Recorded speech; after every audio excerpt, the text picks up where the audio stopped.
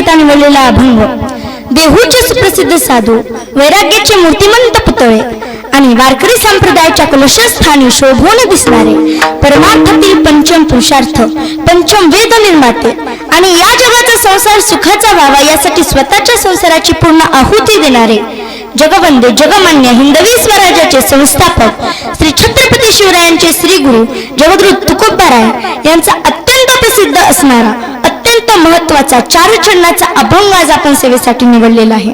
आणि या अभंगातून जगद्गुरु तुकोबाराय तुम्हा आम्हा सर्व जीवांना जन्माला आल्यानंतर कोणती जोडी करावी हे फलासह सांगतात एक, आणि कर्तव्य कर्माचा त्याग न करता कर्तव्य करण्याची रीत फलासह सांगतात 2 विठ्ठल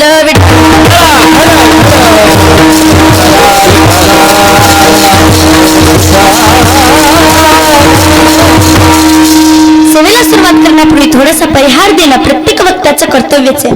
ज्ञानोबाराय तुकोबाराय माऊली दादा यांच्या पदस्पर्शाने पावन झालेल्या या महाराष्ट्र भूमीमध्ये सावळेश्वर पैठण इथे चालू असलेला हा भव्य दिव्य स्वरूपाचा अखंड हरिनाम सप्ताह ग्रंथराज ज्ञानेश्वरी पारायण व शिव महापुराण कथा सोहळा मौजे सावळेश्वर पैठण। आणि या अखंड हरिनाम सप्ताहामध्ये रामनवमी निमित्त आजचा हा कार्यक्रम ठेवलेला आहे म्हणून सर्व गावकरी मंडळांचे व आकाश महाराजांनी मला सांगितलं म्हणून आकाश महाराजांचे व सर्व गावकरी मंडळींचे खूप खूप आभार मानते। तसेच गायनाचार्य हरिभक्त परायण बालासाहेब महाराज लाखे हे सुद्धा अत्यंत सुंदर गायन करत आहेत, त्यांचे खूप खूप आभार। तसेच हे सगळे संस्थेतले मुलं आहेत हे सगळे मुलं आहेत त्यांचे खूप खूप आभार की ते इथं कीर्तनाला उपस्थित आहेत म्हणून। तसेच मृदुंगाचार्य हरिभक्त परायण आकाश महाराज पंचाळ हे सुद्धा इथं गायन करत आहेत व उपस्थित आहेत, त्यांचे खूप खूप आभार। तसेच मृदुंगाचार्य हरिभक्त परायण माझा छोटा बंधू सार्थक महाराज देशमुख हे सुद्धा अत्यंत सुंदर मृदुंग वाजवत आहेत म्हणून त्यांचे खूप खूप आभार।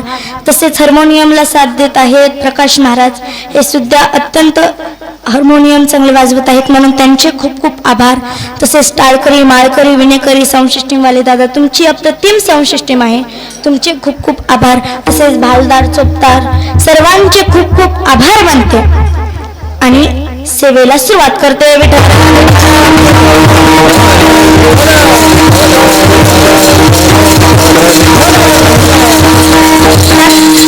त्याचप्रमाणे या माझ्या कीर्तनाला बालासाहेब यादव हे सुद्धा औरजवर माझ्या कीर्तनाला आलेले आहेत म्हणून त्यांचे खूप खूप आभार। विणेकरी असतील पहारेकरी तुम्ही सगळे मायबाप तुमच्या सर्वांचे खूप खूप आभार मानते आणि सेवेला सुरुवात करते।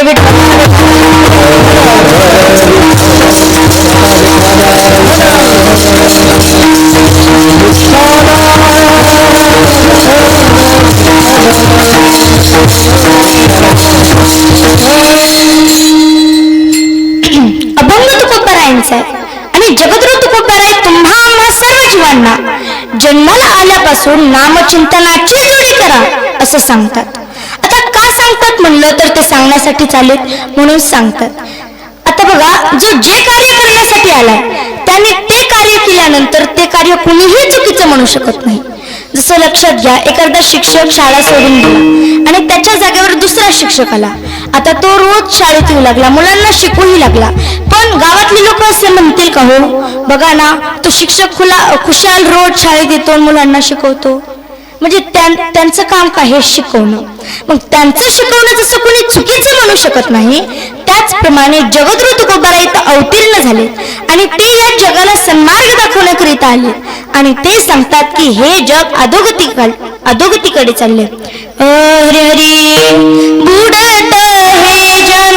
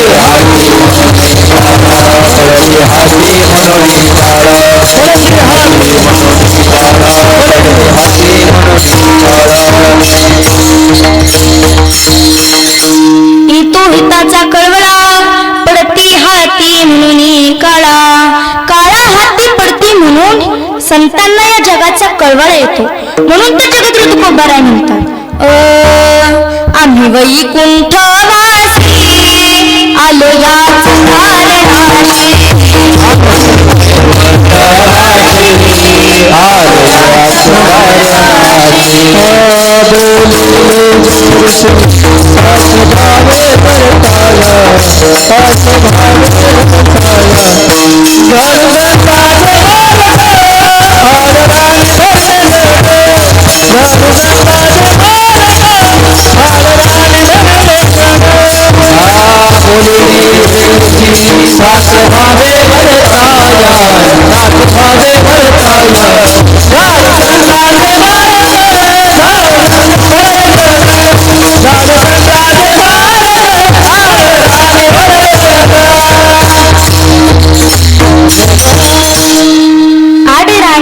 भरले जग बघा हे जग चुकीच्या मार्गावर चाललंय म्हणून ह्याला योग्य रस्ता दाखवण्यासाठी आम्ही इथं आलो याच कारणाशी विठ्ठल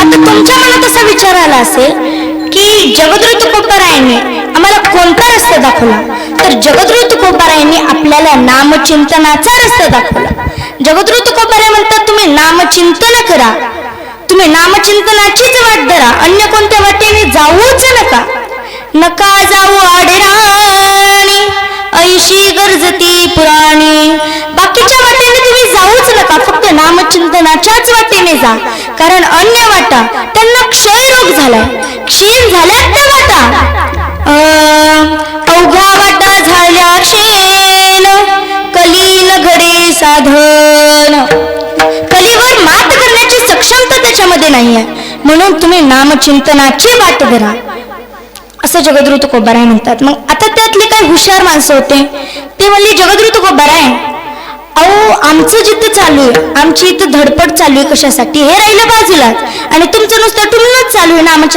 नामचिंतन करा तेव्हा जगद्गुरु तुकोबाराय म्हणले ठीक आहे मी माझं ठेवतो बाजूला ना आता तुमचं सांगा तुमची धडपड कशासाठी आहे तर बघा प्रत्येक जीव ही दोन कारणामुळे त्याची धडपड असते पहिलं म्हणजे दुःख जावं आणि दुसरं म्हणजे सुख मिळावं दुःख जाण्यासाठी आणि सुख मिळण्यासाठी लोक काय काय करतात शेती करतात व्यवसाय करतात धंदा करतात काय करतात का कारण दुःख जावं आणि सुख मिळावं म्हणून सगळ्यांना फक्त सुखाची आशा आहे सर्व सुखाची आशा जन्म गेला सर्व सुखाची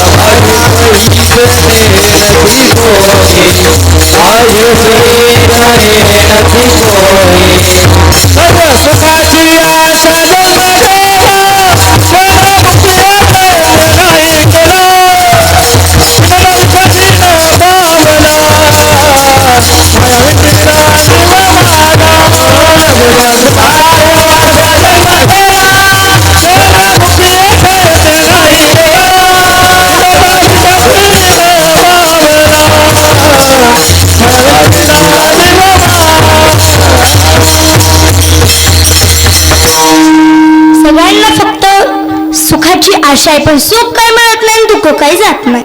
मग आता काय करायचं बरं? का आपल्याला सुख मिळत नाही? तर शास्त्रामध्ये एक सिद्धांत आहे, साधन जर आपण केलं तर आपण साध्यापर्यंत पोहोचतो. पण आपण जर साधन करूनही जर आपण साध्यापर्यंत पोहोचलो नाही, तर याचं कारण काय आहे? की आपलं साधन चुकतंय. आपलं साधन चुकतंय म्हणून आपण साध्यापर्यंत पोहोचत नाही. लक्षात घ्या, जसं आपल्याला पंढरपूरला जायचंय, पण आपण गाडी धरली लातूरची, तर आपण पंढरपूरला जाऊ का हो? नाही, आपण लातूरलाच जाऊ का? कारण आपलं साधन चुकतंय. त्याचप्रमाणे तुम्हाला जर सुख पाहिजे तर तुम्ही एवढी धडपड करता, ही चुकीची धडपड करता. तुम्ही जे प्रयत्न करतात हे चुकीचे, कारण तुम्ही तर साध्यापर्यंत पोहोचतच नाहीये. आता लोक म्हणली, महाराज आता आम्ही करायचं तरी काय बरं? साध्यापर्यंत पोहोचण्यासाठी आम्ही करावं तरी काय? तेव्हा जगद्गुरु तुकोबाराय म्हणतात, तुम्ही नामचिंतनाची वाट धरा, नामचिंतन करा, संसार सोडून द्या आणि नामचिंतन करा. पण लोकांना ते तर नकोय ना. लोकांना संसार हा गोड वाटतो आणि जो गोड परमार्थ येतो तो लोकांना कडू वाटतो. माऊलींची एक ओवी, हरी हरी विषय विषयाचा पडिपाडू, गोड परमार्थ लागे कडू, कडू विषय तो गोडू जीवासी झाला. ज्ञानोबा सुद्धा तेच सांगतात की जो गोड परमार्थ आहे तो लोकांना कडू लागतो आणि जो कडू विषय तो लोकांना गोड लागतो. पण तुम्हाला जर संसारातलं दुःख घालवायचं असेल तर तुम्हाला पहिले संसार सोडावा लागेल. कारण हा संसार कसा आहे? संसार दुःख मूळ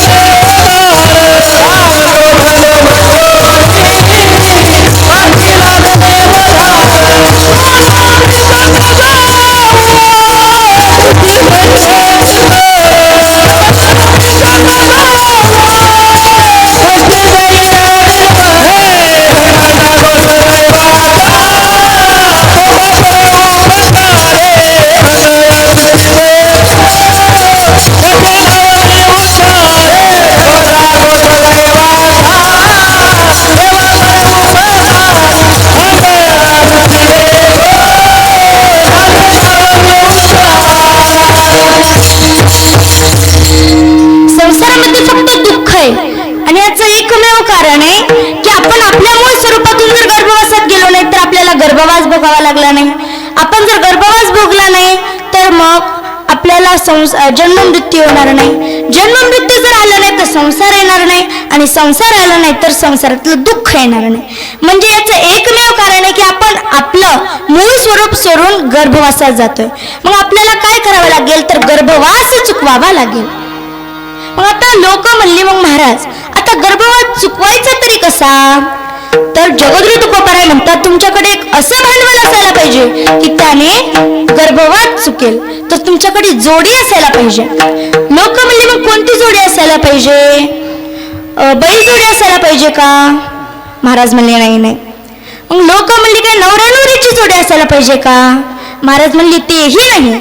मग लोक म्हणले, मग कोणती जोडी असायला पाहिजे की ज्याने आमचा गर्भवास चुकेल? तेच महाराज अभंगाच्या प्रथम चरण.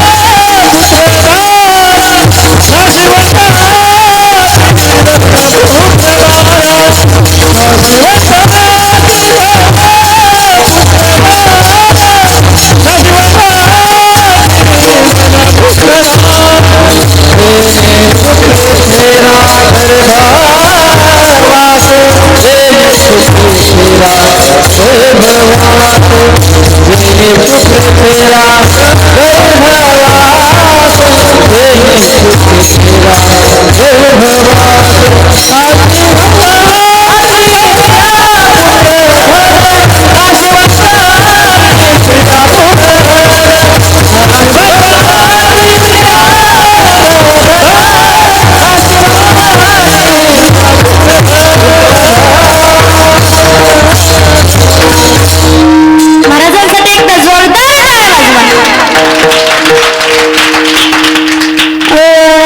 ऐशी जोडी करा राम कंठी धरा जेणे चुके फेरा गर्भवास. तुम्हाला जर या दुःखातून निवारण करायचं असेल तर तुम्हाला तुमच्या कंठामध्ये प्रभू रामचंद्रांचं नाम धारण करावं लागेल. तुम्हाला भगवंताचं नाम भजन करावं लागेल, जसं हनुमंतरायांनी केलं. हनुमंतरायांनी जेव्हा केलं, ऐका, एकदा काय झालं, प्रभू रामचंद्र, सीतामाता आणि लक्ष्मणजी हे तिघही वनवासावरून आले. वनवासावरून आल्यानंतर आता सगळ्या वानरांची उत्तम कामगिरी पाहून प्रभू रामचंद्रांनी असं ठरवलं की आता सगळ्यांना आपण काहीतरी भेटवस्तू द्यायची. मग दुसऱ्या दिवशी सगळ्यांना बोलवलं आणि सगळ्यांना काहीतरी भेटवस्तू दिली. एकेकाला एक एक भेटवस्तू दिली आणि तिथंच हनुमंतराय होते. पण प्रभूंनी हनुमंतरायांना दिली नाही भेटवस्तू. प्रभूंनी हनुमंतरायांना दिली नाही. आणि हे पाहिलं सीतामातांनी. सीतामाता म्हणल्या, आता एवढे जे उत्तम आहे, उत्तम हनुमंतराय आहेत, त्यांनाच प्रभूंनी भेटवस्तू दिली नाही. जाऊ द्या, प्रभूंच्या लक्षात नसेल म्हणून दिली नसेल. मग सीतामातांनी काय केलं, प्रभू रामचंद्रांनी जी सीतामातांना मोत्याची माळ दिली होती, ती मोत्याची माळ सीतामातांनी हनुमंतरायांना दिली. आणि हनुमंतरायांना ती माळ देताना सांगितलं की ही मोत्याची माळ खूप अनमोल आहे, कारण ही मोत्याची माळ माझ्या प्रभूंनी मला दिलेली, म्हणून ही मोत्याची माळ खूप अनमोल आहे. तेव्हा हनुमंतरायांनी ती माळ घेतली आणि अगोदर तिला खालून वरून पाहिलं आणि नंतर ती मोत्याची माळ तोडली. त्यातला एक एक मणी घ्यायचे, दातानं फोडायचे आणि त्याच्यामध्ये बघून खाली टाकायचे. आणि हे पाहिलं सीतामातांनी. सीतामातांना राग आला आणि सीतामाता म्हणल्या, अरे एवढी मी तुला माझ्या प्रभूंनी जी माळ दिलेली मला मोत्याची, ती मी तुला एवढ्या प्रेमाने तुला ही माळ दिली आणि तू ह्याला असं फोडून टाकायलास या मोत्यांच्या मनाला, तेव्हा तू माझा अपमान करायलास असं म्हणल्या. हनुमंतराय म्हणले, क्षमा असावे माता, पण मी तुमचा अपमान करत नाहीये, कारण ज्या गोष्टीमध्ये प्रभू राम माझे प्रभू नाहीयेत ती गोष्ट मी माझ्याजवळ ठेवतच नाही. तेव्हा सीतामाता म्हणल्या, मग तुझ्या शरीरामध्ये तरी कुठं राम आहे, हे पण टाकून दे. तेव्हा हनुमंतराय म्हणले, नाही माता, या शरीरामध्ये माझ्यामध्ये सुद्धा राम आहेत. सीतामाता म्हणल्या, मग दाखव. तेव्हा हनुमंतरायांनी आपल्या नखाने छाती फाडली आणि दाखवलं, तर त्याच्यामध्ये फक्त प्रभूच नव्हते, तर त्यासोबत सीतामाता सुद्धा होत्या. महाराज, एवढं नाम तुम्ही तुमच्या कंठामध्ये धारण करा, म्हणून तुम्ही भगवंताचं भजन करा. भगवंताने हा देह कशाला दिलाय, भगवंताचं भजन करण्यासाठी.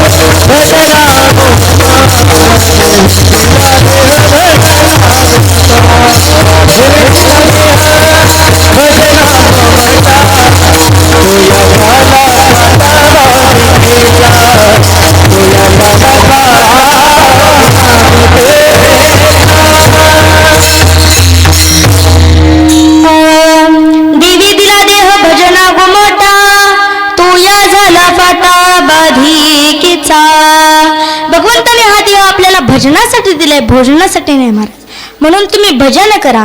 हरी हरी उठ हात का मानव देह अल्लाह ने तुझे दिया हो. उठ हात का मानव देह अल्लाह ने तुझे दिया हो. खाया पिया सुख से सोया नाक जमाना खोया. खाया पिया सुख से सोया नाक जमाना खोया.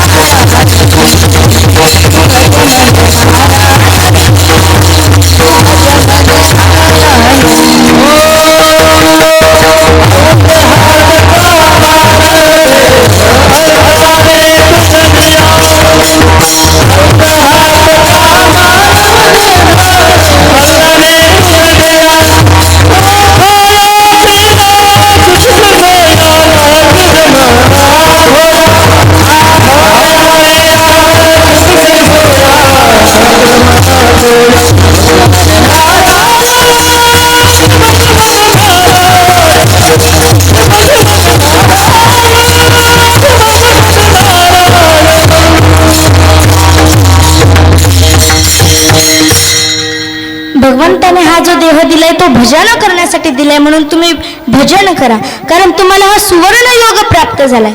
जीवनामध्ये तुम्हाला हा देह दिलाय भजनासाठी. मग तुम्ही या संधीचं सोनं करून घ्या, कारण माणूस हे चाललंय ते चाललंय करता करता कधी माणूस टपकीने मरून जाईल हे सांगता येत नाही. मग त्याची गाडी बंगला, त्याने कमवलेला पैसा, इस्टेट ते सगळं तिथंच राहतं.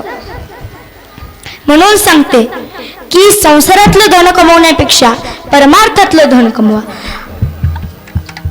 24 तास दिलेत ना भगवंताने, मग त्यातले 23 तास तुम्ही काहीही करा.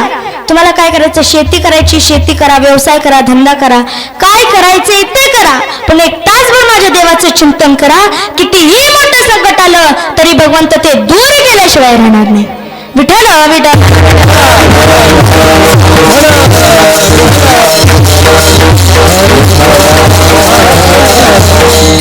म्हणून संसारातलं धन कमवण्यापेक्षा परमार्थातलं धन कमवा. काही लोक मीराबाईंकडे गेले आणि मीराबाईंना विचारलं, मीरे तुझ्या जीवनातलं सर्वात मोठं धन कोणतं? तेव्हा मीराबाई सांगतात, पायोजी मैने राम रतन धन पायो. पायोजी मैने राम रतन धन पायो. मीराबाई सांगतात की आमच्या जीवनातलं सर्वात मोठं धन म्हणजे राम.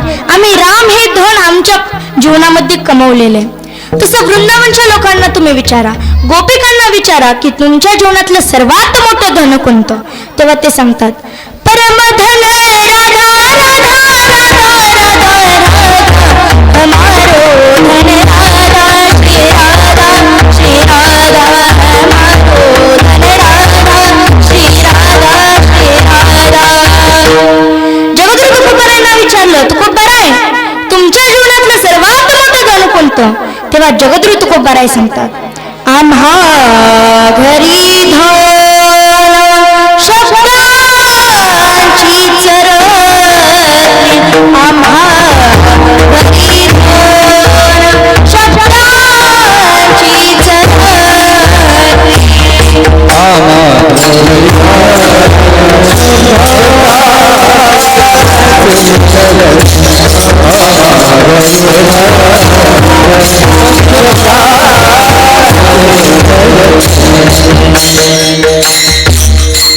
तरी मेल्यानंतर तुमच्या पत्रिकेवर काय नाव लिहितात? कैलासवासी अमुक अमुक यांचे निधन झाले. मग तो किती मोठा माणूस असू द्या, कळलं का? अरे धनवान लोकांना समजणं खूप मोठी गोष्ट आहे.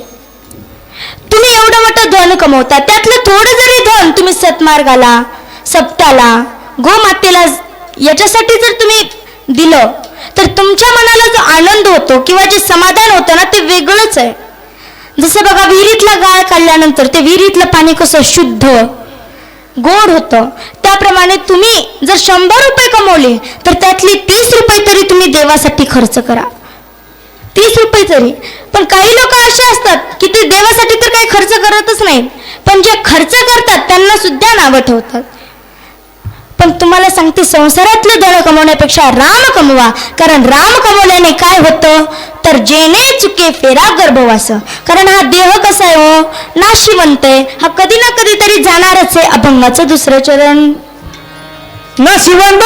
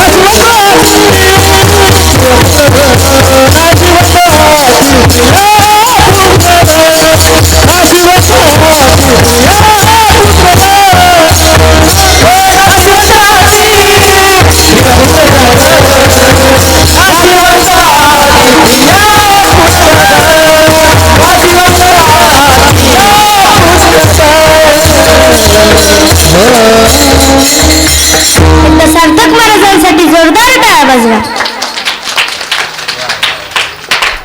नाशिवंताटी प्रिया पुत्र धन, बीज ज्याचं शिन तोची फळ. प्रिया पुत्र धन आटी नाशिवंत या तीन गोष्टीसाठी माणसाचा किती आटापिटा असतो. कोणत्या तीन गोष्टी तर बायको, मुलगा आणि धन. धन म्हणजे संपत्ती. बायको मुलासाठी तो किती धन कमवतो, किती संपत्ती कमवतो, पण त्यातलं काही सुद्धा त्याच्या सोबत येत नाही. एक श्लोक आहे, धनानी भूमो पशवश्च गोष्टी, भार्या गृहद्वारी जना श्मशाने, देहश्चित्ताया परिणाममार्गे, कर्माणुभो गच्छति जीव एक. आयुष्यामध्ये माणूस किती धन कमवतो, किती संपत्ती, किती काय काय कमवतो, पण त्यातलं काही सुद्धा त्याच्यासोबत येत. धन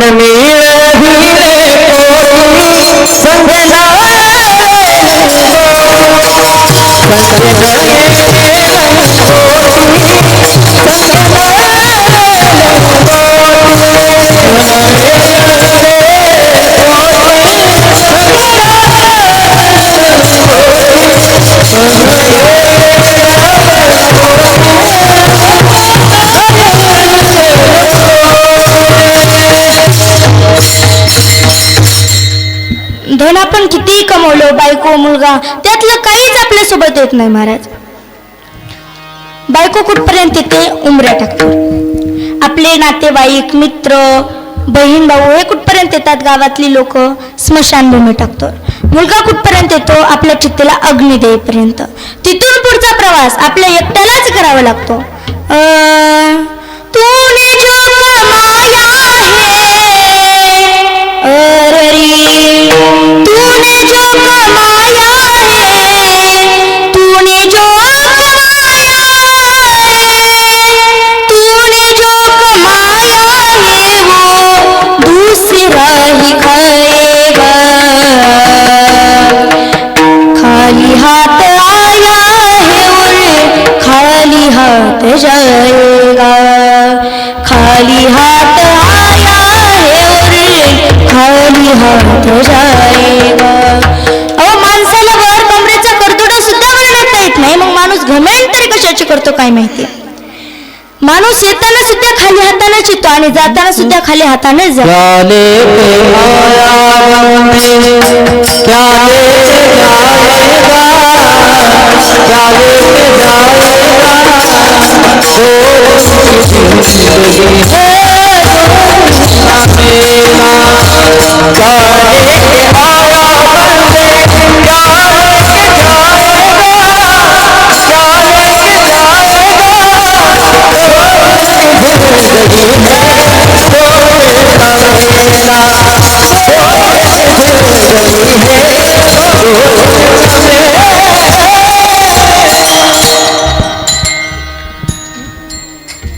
बघा, सिकंदर बादशाह हा किती मोठा बादशाह होता. अर्ध्या जगावर त्याचं नाव होतं, अर्ध्या जगावर त्याचं राज्य होतं. एवढं त्याच्याकडे धन दौलत पैसा होता. पण मरताना त्याला कळालं की अरे आपल्यासोबत वर काही सुद्धा येणार नाही. म्हणून मरणाच्या अगोदर त्याच्या 3 इच्छा होत्या. पहिली इच्छा म्हणजे जेव्हा मला तुम्ही नेताल स्मशानभूमीमध्ये, जेव्हा मला नेताल तेव्हा माझं धन दौलत पैसा हे सगळं तिथं हातरा. का? कारण जगाला कळालं पाहिजे की धन दौलत सुद्धा बादशहाला वाचू शकले नाही. दुसरी गोष्ट म्हणजे मला नेण्यासाठी वैद्य आणि डॉक्टरांनाच परमिशन आहे. का? कारण जगाला कळालं पाहिजे की एवढे मोठे वैद्य एवढे मोठे डॉक्टर ते सुद्धा या बादशहाला वाचू शकले नाहीत. आणि तिसरी गोष्ट म्हणजे मला जेव्हा तुम्ही नेताल तेव्हा माझे हात तुम्ही असे बांधून ठेवू नका, असे उघडे ठेवा. कारण जगाला कळालं पाहिजे की एवढा मोठा बादशाह ज्याचा अर्ध्या जगावर राज्य, एवढे त्याच्याकडे धन दौलत पैसा आहे, तरी सुद्धा तो वर जाताना रिकाम्या हाताने चाललाय हे जगाला कळालं पाहिजे. अहो इंद्र, केवढा मोठा इंद्र, तो सुद्धा खाली त्याचं जर पुण्य संपलं तर तो सुद्धा खाली येतो. मग आपल्यासारख्या उंदराचं काय बघता? नाशिवंताती प्रिया पुत्र धन बीजजाचा शीण तोची फळ. कारण हा देहच कसा आहे नाशिवंत. मग लोक म्हणले मग महाराजांनी करायचं तरी काय बरं नेमकं? तेच महाराज भंगाच्या तृतीय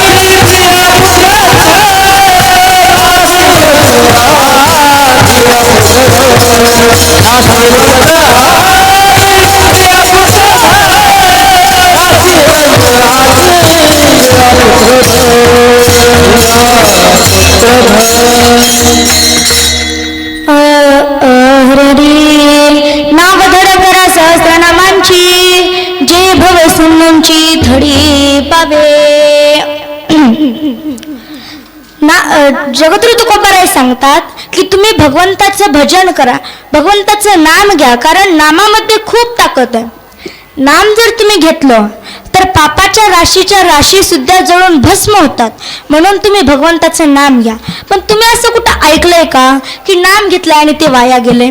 नाम घेता वाया गेला ऐसा कोणी ऐकिला. नाव घेतलं आणि ते वाया गेले असं कधी झालंच नाहीये. ज्यांनी ज्यांनी भगवंताचं नाम घेतलंय त्याचा उद्धारच झालाय. बघा 80,000 वर्ष शबरी मातेने वाट पाहिली. आज येतील माझे प्रभू, उद्या येतील माझे प्रभू. रोज प्रभूंसाठी ताजे ताजे फुलं आपल्या अंगणात टाकायची. रोज प्रभूंसाठी ताजे ताजे फळ घेऊन यायची. हरे हरे आज मेरे राम जी का वन होगा शबरी के कुटिया का पावन होगा. आज मेरे राम जी का वन होगा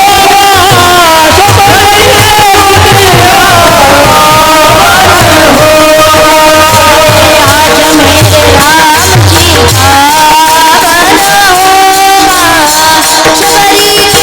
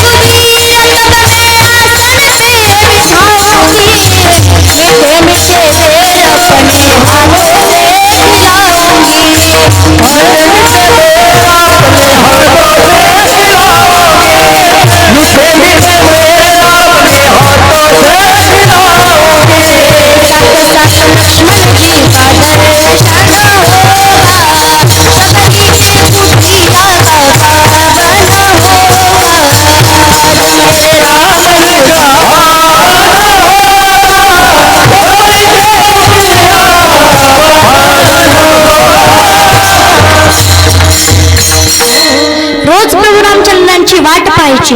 आणि एकदा भगवंताने प्रभू रामचंद्राने स्वतः शबरी मातेचा उद्धार केला. महाराज ओ प्रभू, तुम्ही जर भगवंताचं नाम घेतलं तर भगवंताने अनेक जणांचा उद्धार केलाय. अहिल्याचा उद्धार केलाय, शबरी मातेचा उद्धार केलाय, अजामेळाचा, वल्ल्याकुळाचा, अशा अनेक जणांचा उद्धार माझ्या भगवंताने केलाय. म्हणून तुम्ही त्यांचं नाम घ्या. बसणाऱ्या मंडळींना अशी माझी विनंती की तुम्ही भगवंताचं नाम घ्या. नाव धड करा सहस्रनामांची, जी भव सिंधूंची थडी पावे. सर्वांनी हात वर करा आणि सर्वांनी भजन करायचंय. विठोबा रखुमाई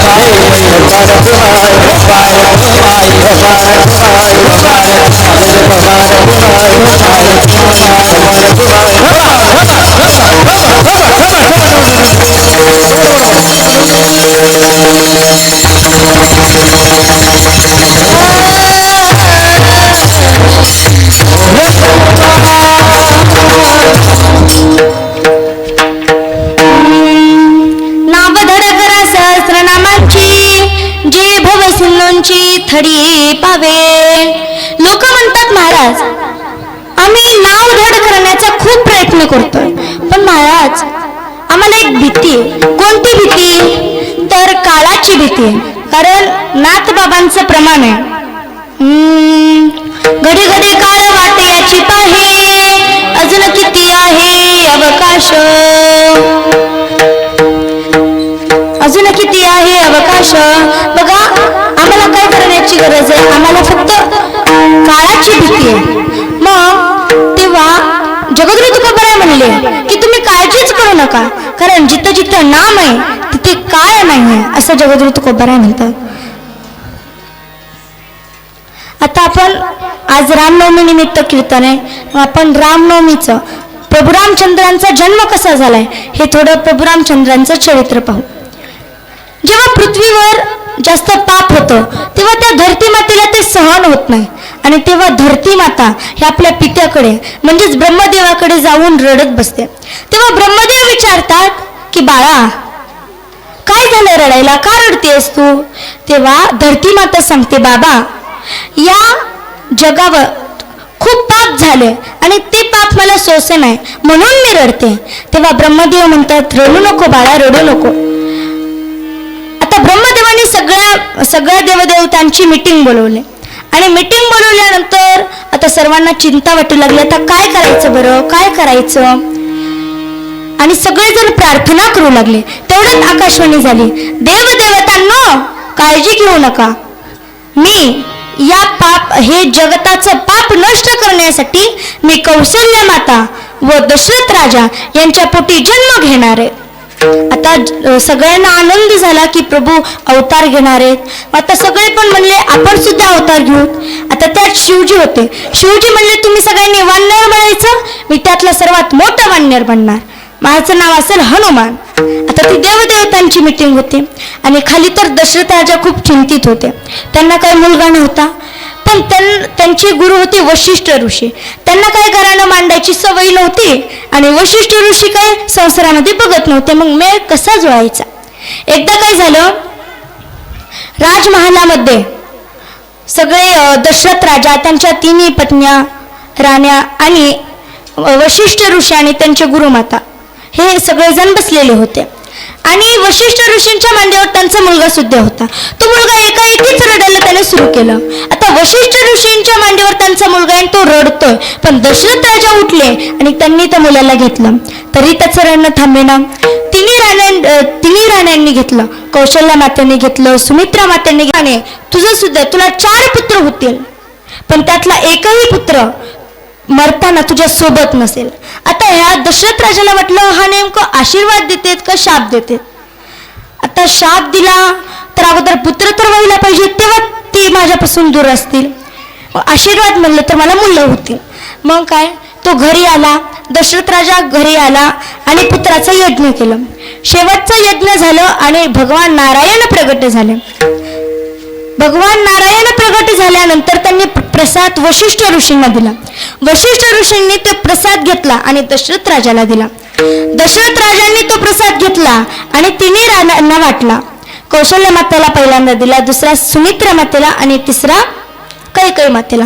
आता कैकेयी माता रुसली, मला शेवटी दिला म्हणून, आणि तो पण प्रसाद घारीनं उचलला आणि अंजना माताच्या हातावर ठेवला. आता त्यांना पुत्र झाले कोणते, तर रुद्राचा अवतार म्हणजेच हनुमंतराय. आणि इकडं आता काय झालं, कैकेयी मातेने कौशल्य मातेने आणि सुमित्रा मातेने या दोघींनी अर्धा प्रसाद हा कैकेयी मातेला दिला. आता त्यांनी खाल्ला प्रसाद, त्या गरोदर झाल्या आणि शेवटी आता प्रभू रामचंद्र अवताराला येणार आहे. वेळ जवळ येऊ लागली, वेळ जवळ येऊ लागली, वेळ जवळ येऊ लागले. आता आपण सर्वजण श्रीराम भगवंताचं भजन करू. सर्वांनी हात वर करा आणि माझ्या मागं भजन करायचंय. श्रीराम जय राम जय जय राम, श्रीराम जय राम जय जय राम, श्रीराम जय राम जय जय राम, श्रीराम जय राम जय जय राम, श्रीराम जय राम जय जय राम, श्रीराम जय राम जय जय राम, श्रीराम जय राम जय जय राम, श्रीराम जय राम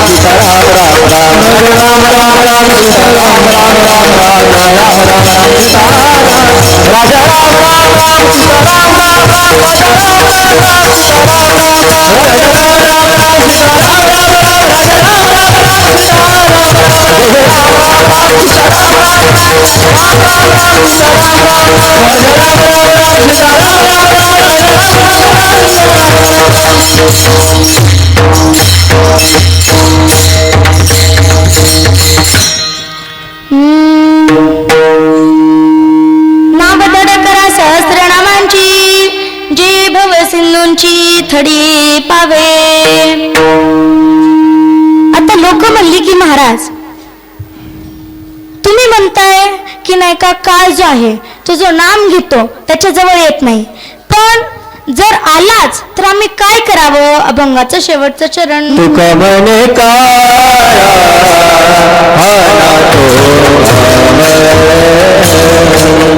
तुका म्हणे तुका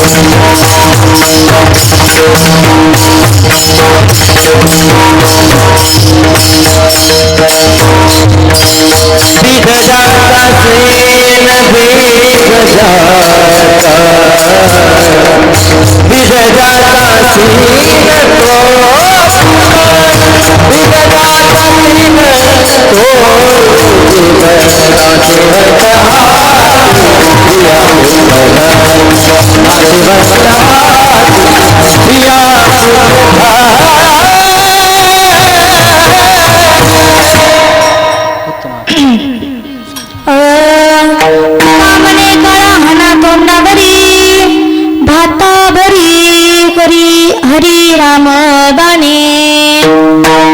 तुकाराम महाराज म्हणतात की जरी काळ आला तरी तुम्ही काय करा, तुमच्याकडे राम नामाचं खूप चिंतन आहे, मग तुम्ही राम नामाच्या चिंतनाने रामबाण करा. म्हणजे तुम्ही राम नामाचं तुमच्याकडे खूप चिंतन आहे म्हणून तुमच्याकडे काळ येऊच शकणार नाही असं जगद्गुरु तुकोबाराय म्हणतात. आता जोडी झाली म्हणून ऐशी जोडी करा राम कंठी धरा जेणे चुके मेरा गर्भवास. माझ्याकडून जर काही अपशब्द गेला असेल तर तुमची मुलगी, तुमची बहीण किंवा तुमची नात म्हणून मला माफ करा. आता शेवटचा एक अभंग होईल. जन्माचा अभंग म्हणा, जन्माचा अभंग पाटील तो म्हणा. उत्तम हा चैत्र मास.